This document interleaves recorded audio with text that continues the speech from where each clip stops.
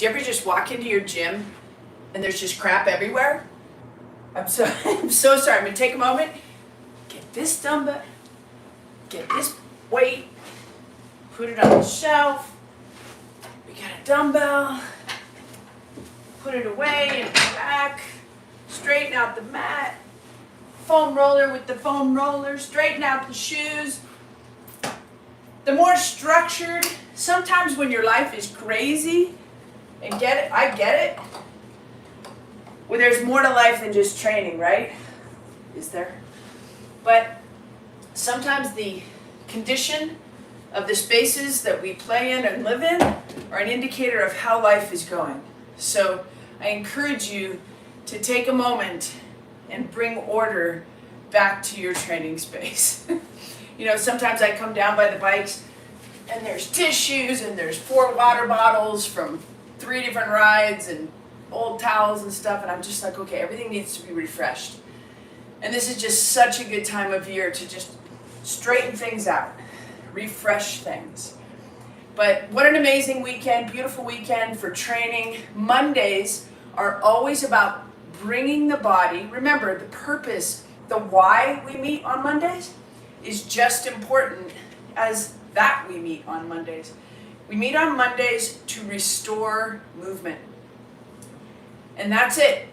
This is not mobility without strength won't last. You can stretch until the cows come home. You might maintain flexibility to an extent, but in performance, when you start ramping up speeds or ramping up life, you have to be strong. So Mondays is a really, really important day to restore optimal and restore movement and optimize the movement as you go into another training week. So even if the week has a lot of other goals to it besides, like somebody's traveling to see their mom, or somebody's got a big project due at work, or somebody's recovering from a big weekend of travel and racing, I think the most important thing is to understand we are constantly restoring optimal movement.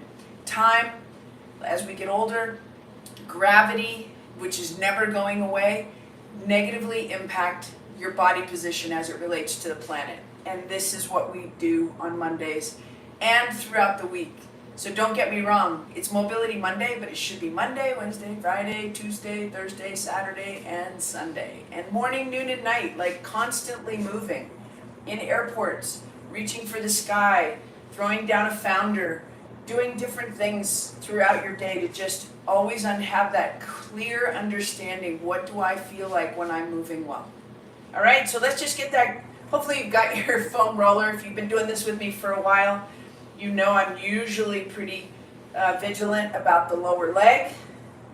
And hopefully you're reaping the benefits of that, optimizing foot function and connection with the ground. If your connection with the ground is at risk, or it's not solid, or your brain doesn't trust it because there's weakness or tightness or dehydration in the lower leg, that's gonna come around for you. So we usually start on the lower leg. So I've got both legs just kind of dancing on the foam roller. We'll get a little bit of flossing. Before we start moving, let's just put the foot into what we call dorsiflexion, and then reach through the heels. So you're really pushing out through the heels, trying to create space between the tibia, the talus, and the calcaneus. So you can't really do that like physically, but you can sure give it a go with the musculature and the connective tissue. So you're just reaching through the heels, pulling the toes back. Let's go ahead and flex the toes. Keep pulling back into dorsiflexion, so the feet are still pulling back towards the shins, and then go ahead and flex the toes. Pull them and make them into like a claw. And then extend the toes, and then flex the toes.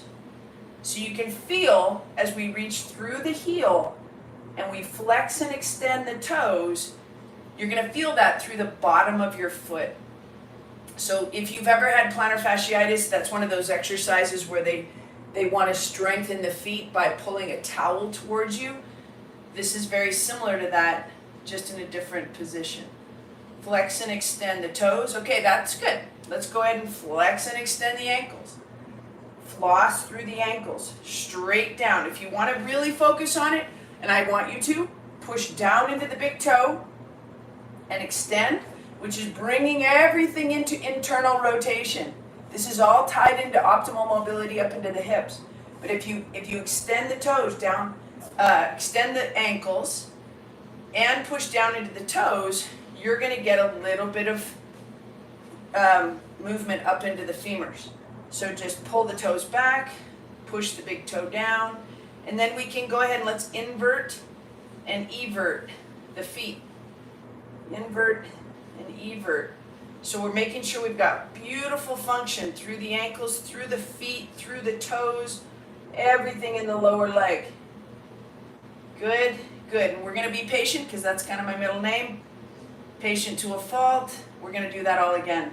So let's take a second, get that foam roller kind of repositioned, rolling through the bottom of the calf muscle. Soleus kind of lives there. And I say kind of because not everybody's anatomy is the same. We see it in a book, and I'll tell you that the book is just a good guess at where we all land. Everybody's anatomy is a little bit different based on your genetic makeup and whatnot. So let's just roll through the lower leg again.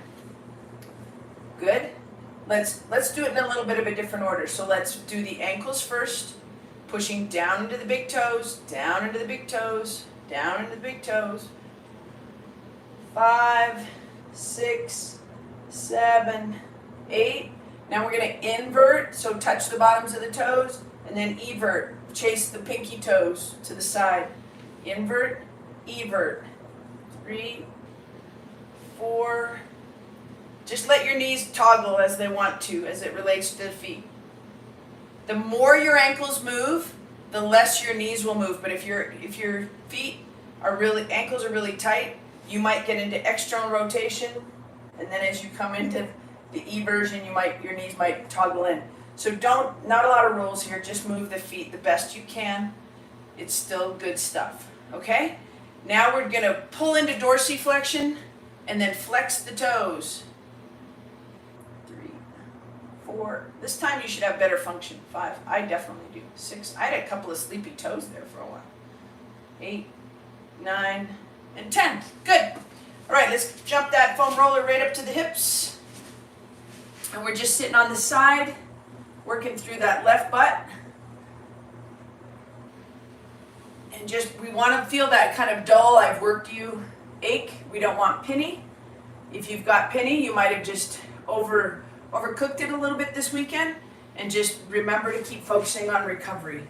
Just keep the movement going. If you need to unweight your body weight even more so that you can unload some of that pinny feeling in the glutes as you put pressure through the foam roller, then just use less body weight into the foam roller. Sometimes it can be very offensive to the tissue to use your full body weight on the foam roller. Just don't take that as a negative, but be smart about it, because if it's too painful, if the pain signaling is too high, the tissue will actually decrease in function and shut down even more rather than establish more movement, which is what we're after. So if you need to unload your body weight, unload your body weight.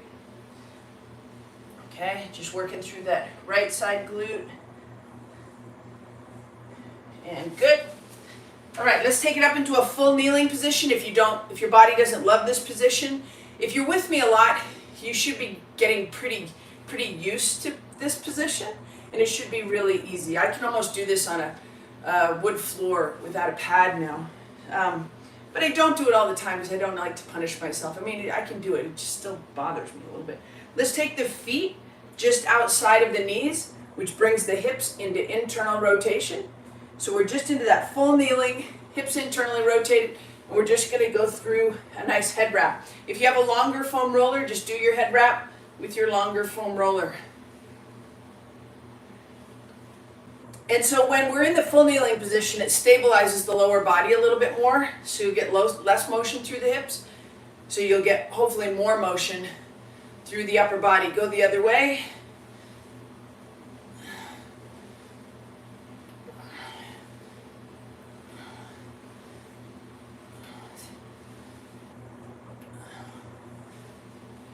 Going to 8 reps today. but you can just do them with me. Good? Okay, so let's bring that up into a standing position. And we want to go into a split stance. So split stance, but load onto the lead leg. Stack on the lead leg. So you're not back here, that wouldn't be stacked on the lead leg. Stacked means the hips are over the ankles and the ear is over the shoulder. So you're in this nice stacked position. I want you to use your measuring sticks, so thumbs on the bottom rib, pinkies on the hip bones, because I don't want you to lose this space. So the measuring sticks ensure that the ribs and the hips maintain optimal space, okay? And from right here, the first movement is going to be hip back, and then just bring that hip forward. If you follow me on social media, you saw a little bit about the hinge. This is a split stance hinge, and it's from the hips, not the spine. The spine stays nice and straight. The hip pushes back. Do I get a little bit of forward flexion? I do, but it's because the hip is pushing back and flexing. All right? Let's just set up the stack on the other side. We'll come back to this again and again. Stack it, so hips over ankles, ears over shoulders, shoulders over hips. Beautiful posture. You might have to pull that head back to get into that ears over shoulder position. Measuring sticks, push that hip back. When you push the hip back, you're going to feel your hamstring and glute load just a little bit. And some of you might be like, holy hamstring, right? Just don't force anything. This is mobility. We're not forcing anything. So just nice and easy. Good. And good. Perfect. All right, so let's work that a little bit more. We're going to remove the measuring sticks, take it into a nice position at chest height with the hands. Elbows are just soft and a little bit low. Push the hip back, but keep the hands right in front of the chin. 1. Push the hip back. 2. Working that hip mobility. 3. But we're also getting a little bit of upregulation of that posterior chain or that back line. Good. You'll hear people referring to the back of the body a lot of different ways. My typical terminology is going to be back line, but I'm not against posterior chain. Good. Let's go 2 more. 8's kind of the number today. And good. Reestablishing great posture and a really good hip hinge. When we have a good hip hinge, it means we can unload the responsibility of the spine and focus on having integrity in the spine and space. So we don't want to compress the spine. All right? Nice and strong. Stacked. We're just pushing the hips back. Good. Working that hip hinge. 3. 4, keep the hands high. That lets the lats be long. A very typical tight muscle group would be the lats and the internal rotators of the shoulder, which would inhibit mobility through the thoracic spine. So we're going to work on some of that mobility through the thoracic spine now, but we're going to start with hips, okay? So stack on the right foot. Split stance, float the left heel. Not a long stance. You can see on the yoga mat here, both sets of toes are on the mat. Take a nice big breath, stack and be tall. And from right here, we're just going to peek over the cliff. So if we had a plumb line, be 6 inches in front of your right toe. We're going to take that left hip towards the midline. As soon as that left hip stops moving, the left shoulder stops moving. We're keeping the integrity of the spine, working through the hips. Good. So we're not working thoracic spine mobility yet. We're just working hip mobility. Just nice and easy. As you rotate to the midline with the left, you might want to load your pinky toe. Try not to on the right side. Load into the ball joint of the big toe just to create stability on that right leg. Good. And you should, you see how much motion I have? I work on this all the time. You should have that kind of motion. You don't need much more than that, right? That's pretty good hip motion. Take a nice big breath. Look over the cliff. So you've got a little bit of a hip hinge. Nose is about 6 inches and 4 to 6 inches in front of the big toe on the left side. Load into the big toe left side. Rotate right hip.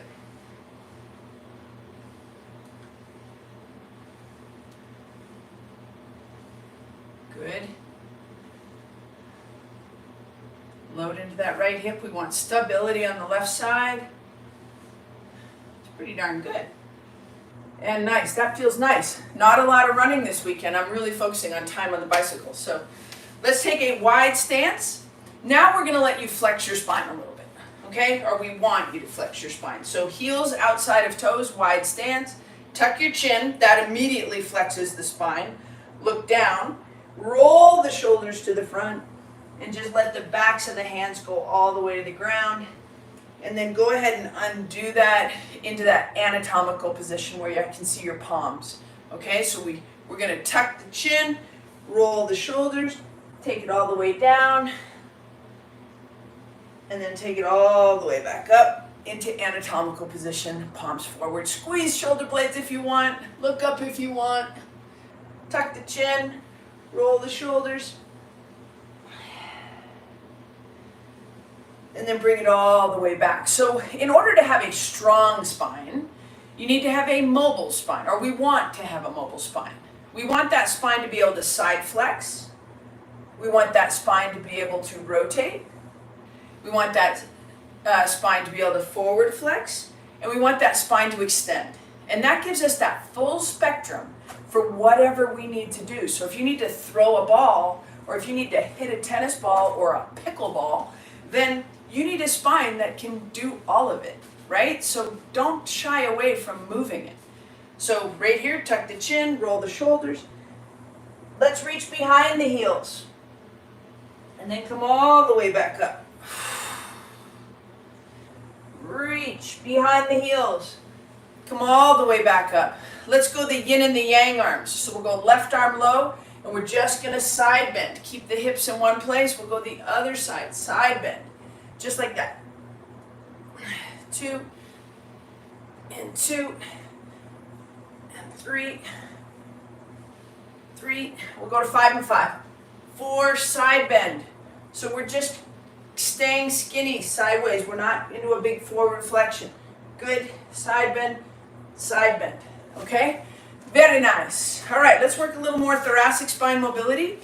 From the stacked position, we're just playing this big game of add-on that kind of goes into my basketball roots. Great game to play if you like to play a little bit of hoops. Stack the body, hips over ankles, ears over shoulders, shoulders over hips. So we're stacked. Now, we're gonna rotate. That hip can rotate to an extent, but then let's go ahead and keep going through the thoracic spine. So we're gonna try and pull that right shoulder back, left arm forward, and then come back here. Left hip goes to the midline, we rotate, come back. Left hip to the midline, we rotate, we push the hip back to load the posterior chain, and come back. Push the hip back, reach the hand forward. So now we're creating this push me pull you situation with our left hand and our right hip. So rotate, not trying to go way across, going forward, keeping it pretty tight down the midline. And we're rotating through that thoracic spine. Pull the right arm back like a bow and arrow. Whew. Good. One more. And good. So that's one of those movements. This is where I get recognized sometimes in airports. If I'm doing crazy mobility, and I don't do crazy mobility. Like, if you bounce around mobility channels on YouTube, you're gonna see some really intense, hard stuff. I try to keep things simple and just things that you can do all the time. Okay, so let's stack on the left leg. Pull the ribs off the hips. Get nice and tall. Right hip to the midline. Left hip stable. Right arm reach. Left arm's pulling back. So right here, boom. Pull that left hip back. Reach that right arm forward. All of this is loading that left hip in a way that can really be used on the golf course, on the tennis court, around the running track, or in the mountains. Whatever you're doing, you want full function in those hips, right? Let's go back into the wide stance. Tuck the chin, roll the hands behind you, back behind the heels. See if you can get your fingertips behind the heels. Let your hips load to the front. Tuck the chin, move to the back. 2, starting to open up that belly. 3, we'll go 2 more. 4, good. And 5. Nice. So super easy, not sweating or anything like that. Monday morning, I'm going to work after this, so this is what I'm wearing. Okay, lateral half kneeling. From right here, we're going to do some reach unders. So let's get the right leg out. Left knee, put it on a pillow if you need it. Take 2 hands out in front, spread the fingers. Always want to have strong fingers and attention. Like one of my biggest pet peeves is when people do this and they just got these lazy hands. Let's put some tension into the fingertips, brings tension into the shoulders. And from right here, right leg is out, heel is lateral to the toes. We're going to take the right arm straight underneath. And then we're going to take the right arm, look up. Underneath, 2. And then straight up. Starting to create space in the body. So like right here, trying to pull the shoulders apart. Good. 2 more. 1 and 2. Awesome. All right, off to the left side, heel, lateral to the toes. Just see if you can reach out through your toes. Remember where we started this jam today, was we were reaching out through the heels so we could get into more dorsiflexion. Hands strong into the ground. When I get into this position on the left side, I definitely feel more tightness in the adductor. So that'll tell me, just tells me I'm tighter on the left side. I don't know why, because to be honest, I didn't do anything crazy this weekend.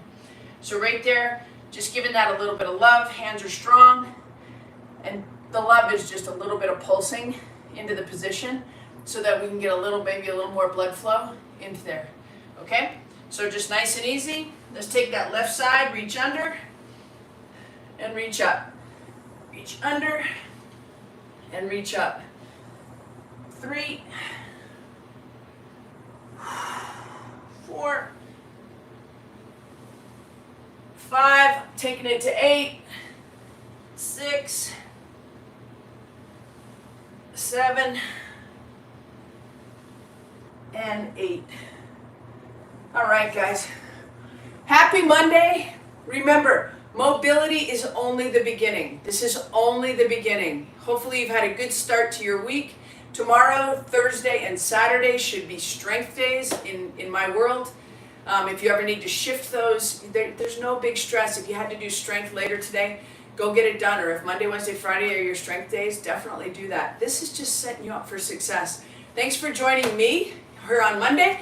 I cannot believe it's the end of September.